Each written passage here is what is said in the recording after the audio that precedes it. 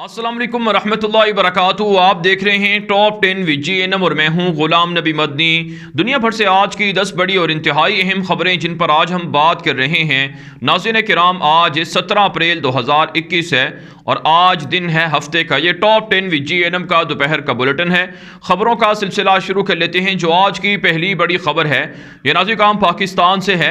पाकिस्तान के वज़ीर ख़ारजा शाह महमूद कुरैशी 4 मुल्कों के दौरे पर आज रवाना हुए हैं, जिसमें से पहले मरहले में वो UAE पहुंच रहे हैं। मुत्तहिदा अरब इमारात के आला हुक्मरानों से मुलाकातें होंगी। पाकिस्तान और UAE के दरमियान तिजारती, मुआशी और इसी तरह से सफारती ताल्लुकात पर बातचीत होगी, इत्तिफाक राय होगा, नए मुआहदे होंगे। सबसे बढ़कर इस दौरे की जो अहम खबर है वो नाज़रीन काम पाकिस्तान और भारत के दरमियान जो मुत्तहिदा अरब इमारात सालसी करवा रहा है उस पर मज़ीद डायलॉग को, मुज़ाकरात को आगे बढ़ाना है, ये कहा जा रहा है ज़राए की जानिब से।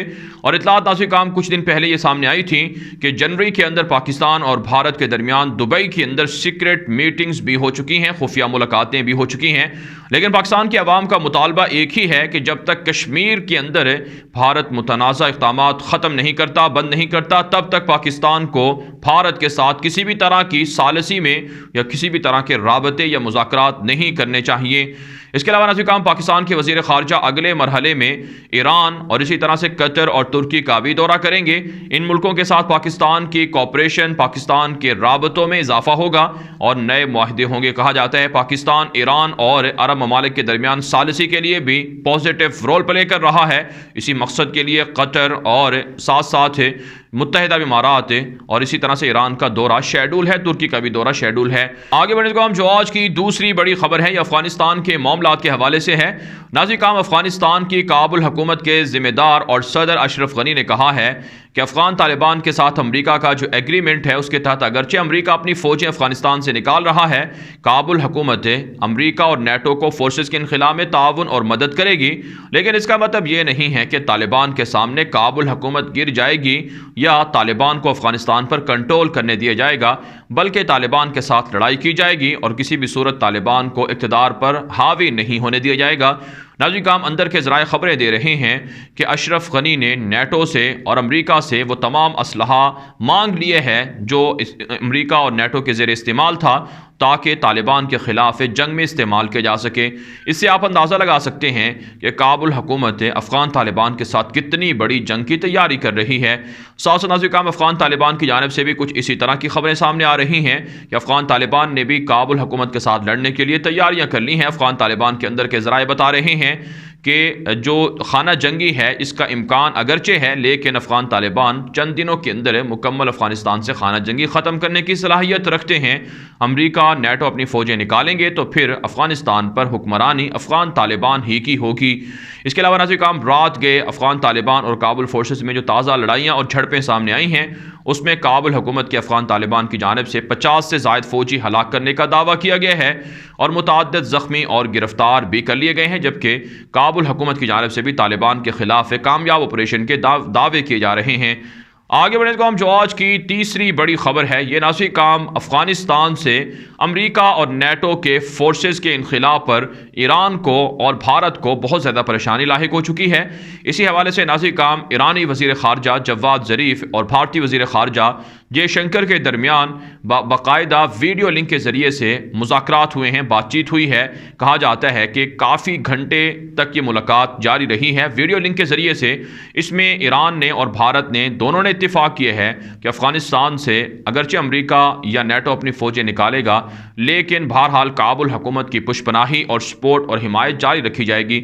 इससे पहले नाज़रीन काम भारत के जो डिफेंस के सरबराह हैं साबिक़ army chief general Bipin Rawat, उन्होंने भी अमरीकी फ़ौजी इनखिला पर तशवीश का इजहार किया था और कहा था कि इससे अफ़गानिस्तान के अंदर जो काबुल हुकूमत है, जमहूरियत है, उसको ख़तरा पहुँचेगा, भारत के मफादात को नुकसान होगा। साथ साथ नाज़रीन काम भारत की वज़ारत ख़ारजा की जानिब से एक और बयान भी जारी हुआ है जिसमें अफ़गान तालिबान से सीज़ फायर का भारत ने मुतालबा किया है। इतलात मौसूल हो रही हैं कि अशरफ गनी की हुकूमत ने भारत से भी मदद मांगी है और भारत अपने फ़ौजियों को या भारत अपने असलहे को अफ़गानिस्तान पहुँचा सकता है ताकि काबुल हुकूमत को मदद फराहम की जाए अगर तालिबान के साथ जंग होती है। तो इससे आप अंदाज़ा लगा सकते हैं कि किस तरह से ये दोनों मुल्क अफ़गानिस्तान के अंदर नेगेटिव रोल प्ले कर रहे हैं। इसी हवाले से ईरानी वज़ीर ख़ारजा जवाद ज़रीफ़ का एक बयान काबुल हुकूमत की मीडिया साइट पर भी नशर हुआ है जिसमें कहा गया है کہ جواز ظریف نے کہا ہے کہ افغان طالبان کو اسلامی نظام کے جو مطالبہ ہے نظام حکومت کا اس کو ترک کر دینا چاہیے اور جمہوری روایات کے تحت اقتدار حاصل کرنا چاہیے۔ اسے آپ ناظرین کا اندازہ لگا سکتے ہیں کہ ایران کے اندر خود وہ اپنے موجودہ نظام حکومت کو اسلامی نظام حکومت سے کمپیئر کرتے ہیں، لیکن دوسری طرف سے وہ افغان طالبان کو جمہوریت کا مشورہ دے رہے ہیں۔ یقیناً یہ دھوکہ دہی ہے اور یہ دوسروں کے معاملات کے اندر مداخلت کے مترادف ہے۔ اس پر افغان طالبان کی جانب سے دونوں ملکوں کے خلاف اسٹریٹجی بنا لی گئی ہے۔ آنے والے دنوں میں ان کے خلاف بھی کریک ڈاؤن یا ان کے خلاف بھی کاؤنٹر طالبان کر سکتے ہیں۔ آگے بڑھنے کو ہم جو آج کی چوتھی بڑی خبر ہے یہ ناظرین کام مقبوضہ کشمیر سے ہے۔ تازہ ترین رپورٹ سامنے آ رہی ہیں۔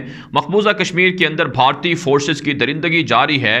بھارت کی بدنام زمانہ نیشنل انویسٹیگیشن ایجنسی کی جانب سے مقبوضہ کشمیر کے اندر سکولوں کے اساتذہ کو گرفتار کیا جا رہا ہے۔ مزید 2 اساتذہ گرفتار کر لیے گئے ہیں، ان کو مارا پیٹا جا رہا ہے، ان پر تشدد کر کے یہ کہا جا رہا ہے کہ وہ بچوں کی برین واشنگ کر رہے ہیں، بچوں کو بھارت کی فورسز پر حملوں کے لیے اکسا رہے ہیں۔ اس کے علاوہ ناظرین کرام ایک اور بڑی خبر سامنے آ رہی ہے۔ مقبوضہ کشمیر کے اندر بھارتی فورسز کے خلاف کشمیریوں نے احتجاج کیا ہے اور پورے کشمیر کے اندر کل بھی احتجاج ہوا ہے اور مزید بھی احتجاج کرنے کا اعلان کر دیا گیا ہے۔ ساتھ ساتھ ناظرین کرام ایک اور خبر سامنے آ رہی ہے کہ بھارت کی درندہ فورسز نے سرچ آپریشن کے نام پر مزید 4 کشمیریوں کو بھی گرفتار کر لیے ہے۔ اور اسی طرح سے ناظرین کرام مقبوضہ کشمیر کے اندر ایک کشمیری نوجوان کی لاش بھی ملی ہے جسے بھارتی فورسز نے تشدد کر کے قتل کیا تھا۔ برسلز کے اندر اور دیگر یورپی ممالک کے اندر بھی کشمیریوں کی حق خود ارادیت کے لیے مظاہرے ہو رہے ہیں، بھارت سے مظالم روکنے کا مطالبہ کیا جا رہا ہے۔ ناظرین کرام آگے بڑھ لیتے ہیں جو آج کی 5ویں بڑی خبر ہے یہ ناظرین کرام بھارت سے ہے۔ ایک تازہ خبر سامنے آ رہی ہے کہ بھارت کے اندر کورونا وائرس تیزی سے پھیل رہا ہے، یہاں تک کہ بھارتی فوج کے اندر بھی کورونا کے کیسز بڑھ چکے ہیں، جس کے بعد بھارتی فوجیوں کو چھٹیاں دے دی گئی ہیں۔ بھارتی فوج کے عملے کو تقریباً 50% تک کر دیا گیا ہے، 50% عملے کو رخصت پر بھیج دیا گیا ہے۔ اس کے علاوہ ناظرین کرام بھارتی میڈیا ایک اور بڑی خبر دے رہا ہے کہ بھارت کی ایئر فورسز کو بھارت کے جنگی جہازوں کو جدید آرٹیفیشل انٹیلیجنس ٹیکنالوجی سے لیس کیا جا رہا ہے۔ اس کے لیے ہنگامی بنیادوں پر جدید اور نئے بجٹ کی منظوری دی جا رہی ہے تاکہ دنیا بھر سے آرٹیفیشل انٹیلیجنس ٹیکنالوجی خریدی جائے اور بھارت کی فضائیہ کو دنیا کا ایڈوانس فضائیہ بنایا جائے۔ لیکن حقیقت یہ ہے کہ بھارت کے جنگی جہاز ہوں یا بھارت کے بزدل پائلٹ ہوں یا بھارت کی بزدل فضائیہ ہو، وہ پاکستان یا چائنا کا مقابلہ کرنے کی ہمت نہیں رکھتی ہے، ہمیشہ پاکستان کے ہاتھوں مار کھاتی رہی ہے۔ ماضی کی تاریخ یہی بتاتی ہے۔ آگے بڑھنے کا ہم جو آج کی 6ٹھی بڑی خبر ہے یہ ناظرین کرام ترکی سے ہے۔ تازہ ترین خبر سامنے آ رہی ہے اسرائیل کے خفیہ اداروں کی جانب سے اور اسرائیل کے ایک تھنک ٹینک کی جانب سے رپورٹ جاری کی گئی ہے جس میں کہا گیا ہے کہ مشرق وسطیٰ کے اندر سب سے طاقتور جو بحریہ ہے، جو نیوی ہے، وہ ترکی کی ہے۔ ترکی کی نیوی کے پاس جدید جنگی بحری جہاز بھی ہیں، آبدوزیں بھی ہیں اور جدید ایڈوانس ٹیکنالوجی بھی ہے، لہٰذا اسرائیل کو ترکی کے ساتھ بحری اعتبار سے جنگ میں جب بھی سامنا کرنا پڑا تو اسرائیل کو شکست ہوگی، لہٰذا اسرائیل کو بھی ترکی سے زیادہ ایڈوانس کرنا ضروری ہے۔ آپ جانتے ہیں ناظرین کرام بحر متوسط کے اندر ترکی کی جانب سے گیس اور پیٹرول کے ذخائر تلاش کیے جا رہے ہیں جس پر اسرائیل کو تکلیف ہے اور اسرائیل باقاعدہ دیگر ملکوں کے ساتھ مل کر ترکی پر حملے کرنے کی بھی پلاننگ کرتا رہا ہے اور آنے والے دنوں میں اس کے خدشات زیادہ ہیں۔ اس کے علاوہ ناظرین کرام ایک اور خبر سامنے آ رہی ہے ترکی سے کہ یونان کی جانب سے کہا گیا ہے کہ ترکی کے ساتھ ہم تعلقات بہتر کر رہے ہیں تاکہ دونوں ملکوں کی معیشت بہتر ہو، اقتصاد بہتر ہو۔ ناظرین کرام گزشتہ دنوں یونانی وزیر خارجہ نے ترکی کا دورہ کیا تھا اور لائیو کانفرنس کے اندر ترکی کے وزیر خارجہ تشاؤش اوغلو اور یونانی وزیر خارجہ کے درمیان کلیش بھی ہو گیا تھا، تنازع ہو گیا تھا، کیونکہ یونانی وزیر خارجہ نے ترکی پر الزام لگایا تھا کہ ترکی یونان پر حملہ کر کے یونان کو پریشرائز کر رہا ہے، لیکن ترکی نے کہا کہ یہ جھوٹے الزامات ہیں، اسے ہم مسترد کرتے ہیں۔ اس کے علاوہ ناظرین کرام ایک اور بڑی خبر سامنے آ رہی ہے کہ ترکی کے اندر کامیاب فوجی آپریشن جاری ہے دہشت گردوں کے خلاف ہے اور مزید 4 دہشت گرد گرفتار کر لیے گئے ہیں۔ آگے بڑھنے کا ہم جو آج کی 7ویں بڑی خبر ہے یہ ناظرین کرام فلسطین اور اسرائیل سے ہے۔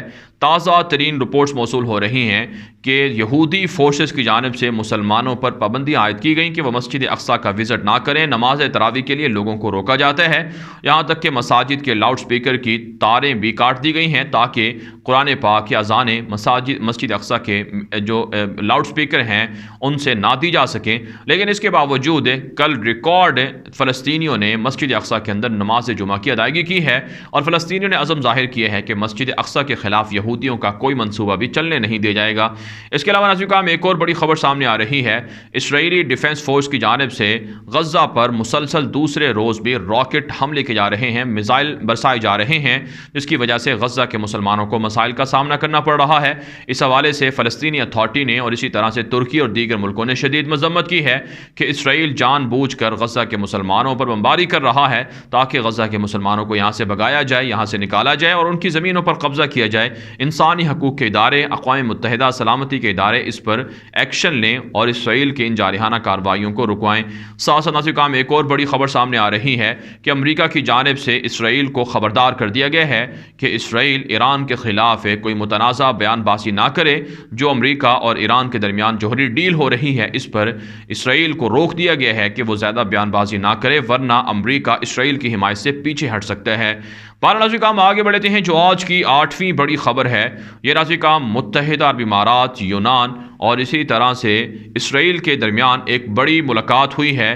ناظرین کرام آپ جانتے ہیں یونانی قبرص ایک جزیرہ نما ملک ہے جو یونان کے زیر تسلط ہے، وہاں پر 4 ملکوں کا گرینڈ اجلاس ہوا ہے جس میں پہلی مرتبہ متحدہ عرب امارات کے جو وزیر مملکت برائے امور خارجہ ہیں انور قرقاش، اس نے بھی شرکت کی ہے، اور اسرائیلی وزیر خارجہ گابی اشکنازی نے بھی شرکت کی ہے، اور اسی طرح سے یونانی وزیر خارجہ اور اسی طرح سے یونانی قبرص کے وزیر خارجہ، یہ 4 ملکوں کا ایک بڑا اجلاس ہوا ہے جس میں ترکی کے خلاف الائنس بنایا گیا ہے، اتحاد بنایا گیا ہے، اور اس گرینڈ اجلاس کے اندر اس بات پر اتفاق ہوا ہے کہ ترکی کو بحر متوسط کے اندر گیس اور پیٹرول کے ذخائر تلاش کرنے سے روکا جائے گا۔ ناظرین کرام کتنے افسوس کی بات ہے کہ متحدہ عرب امارات مسلمان ملک ہونے کے باوجود اسرائیل جیسے یہودی ملک کے ساتھ تعلقات بنا رہا ہے اور ان کے ساتھ رابطے کر کے امت مسلمہ کے اتحاد کے لیے نقصان پہنچانے کی کوشش کر رہا ہے۔ یہی وجہ ناظرین کرام ترکی کی جانب سے اس ملاقات کی اور اس اجلاس کی شدید مذمت بھی کی گئی ہے، اور اسی موقع پر ترکی کے وزیر خارجہ تشاؤش اوغلو نے ترکی کے زیر تسلط یا زیر کنٹرول جو قبرص ہے اس کا بھی دورہ کیا ہے تاکہ ان 4 ملکوں کو پیغام دیا جائے کہ ترکی خاموش نہیں ہے، ترکی ان سارے ملکوں کی سازشوں پر نظر رکھے ہوئے ہے۔ ناظرین کرام آگے بڑھتے ہیں جو آج کی 9ویں بڑی خبر ہے، یہ یمن سے ہے۔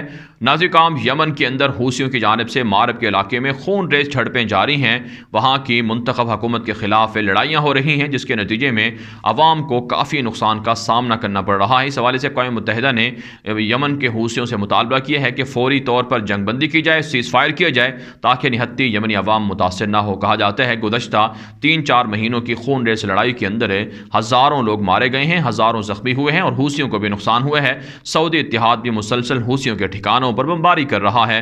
ناظرین کرام آگے بڑھتے ہیں جو آج کی 10ویں بڑی خبر ہے، یہ لبنان سے ہے۔ ناظرین کرام برطانیہ کے نشریاتی ادارے رائٹرز نے رپورٹ جاری کی ہے کہ لبنان کے اندر ایران نواز جو حزب اللہ تنظیم ہے اس نے بہت سی چیزوں کو ذخیرہ کرنا شروع کر دیا ہے۔ اس حوالے سے جو غذائی مواد ہے اور اسی طرح سے جو پیٹرول وغیرہ ہے اسے ذخیرہ کر لیا گیا ہے، جس کی وجہ سے لبنان کے اندر معاشی طور پر بھوک اور افلاس پھیل گئی ہے۔ آپ جانتے ہیں ناظرین کرام لبنان کے اندر گزشتہ 1.5-2 سالوں سے کوئی حکومت مستقل طور پر نہیں ہے اور وہاں پر قرضے ہیں، مہنگائی ہے، بے روزگاری ہے، جس کی وجہ سے کافی نقصان ہو رہا ہے۔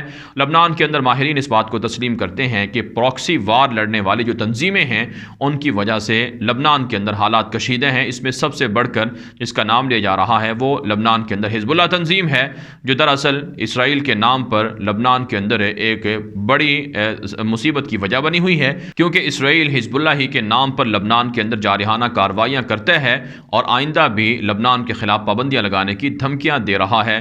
ناظرین کرام دنیا بھر سے تھی آج کی 10 بڑی خبریں۔ ان خبروں کے حوالے سے آپ کی کیا رائے ہے؟ اپنی رائے کامنٹ کے ذریعے سے ضرور ہم تک پہنچائیں۔ مزید خبروں کے لیے آپ ہمارے ٹویٹر اکاؤنٹس دنیا میں آگے غلام نبی مدنی اور ہمارے نئے فیس بک پیج غلام نبی مدنی کو فالو کر لیں۔